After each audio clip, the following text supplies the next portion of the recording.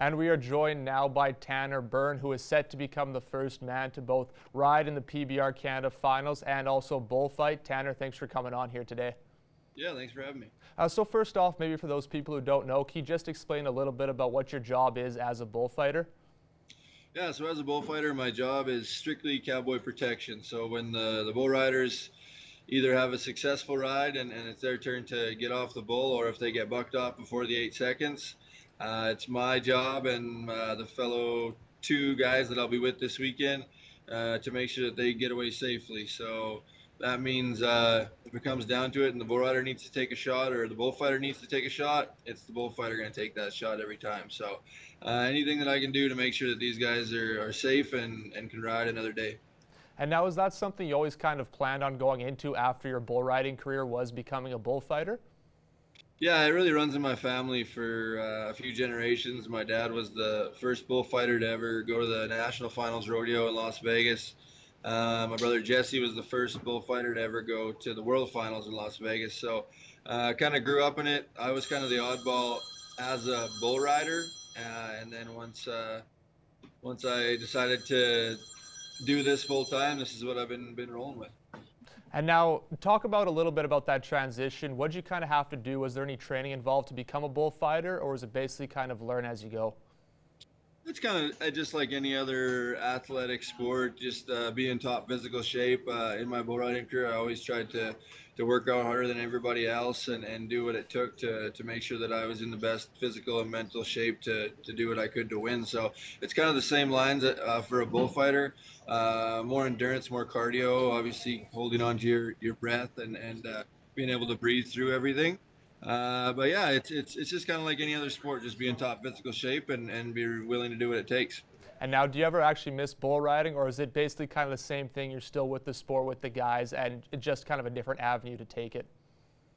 Yeah, you know, it's you're still with all your buddies. You're just kind of looking from a different angle instead of behind the chutes. You're out in the arena, so it's fun for me to not be competing against the bull or the other guys and just be out there cheering all these guys on and making sure that they're safe and able to keep following their dreams riding bulls every day.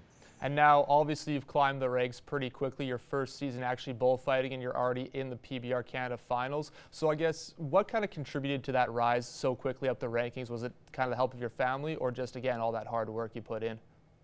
Yeah, I think it's just a lot of hard work and determination of wanting to be the best. You know, when I do anything in life, I always try to do it as best as I can. I never want to do anything um, without putting everything I have into it. And I think that the guys seen that I was dedicated and determined to do whatever it took to make sure that they're all safe. And the top 35 guys in Canada vote on the bullfighters that they want at the finals, and they voted me in. So it was a big honor for me and lets me know that they believe in me, and it makes me believe myself a little bit more. And now we can go out there and show everybody why I'm here.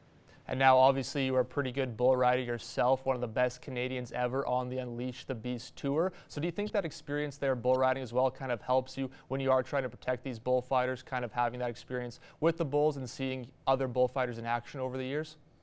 I think so. Like I said, I grew up, knowing bullfighting really more than I knew bull riding with having a family of bullfighters. So I've studied the game, I've studied the art subconsciously for many years, and knowing the situations that I've been in as a bull rider and can kind of see when a guy's out of shape or a little bit tipped off. I think that does help me a lot with my timing and when to go and when not to go. And yeah, it definitely pushes me into the position that I need to be from being on the back of them for so long.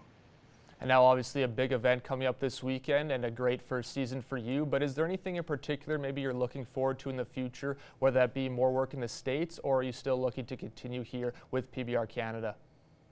Just to work as much as I can. I'm still getting my feet wet with everything and taking whatever jobs that I can get and just want to prove to the guys and to everybody out there that I got what it takes to be one of the best in the world as a cowboy protection bullfighter. So yeah, everything I do, I have new goals and new dreams and things that I want to do in the sport. And the ultimate goal would be to get back to the world finals as a bullfighter as well. So this is a huge goal that I got to come to here this weekend, and now I can keep rolling here and try to keep moving my way up the ranks.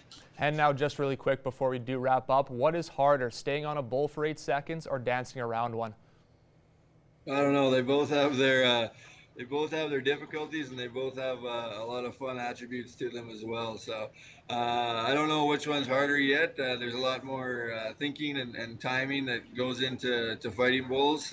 When you ride, you kind of just let everything flow and let your training and everything and roll. So right now things are happening pretty fast, and I'm trying not to overthink it and just have fun with what I'm doing and let my training take over while I'm out there. So they both definitely have their hard parts to them, and they're definitely not for the faint of heart. All right, thank you for taking the time with us today, and good luck here this weekend. Thank you very much. All right, thanks.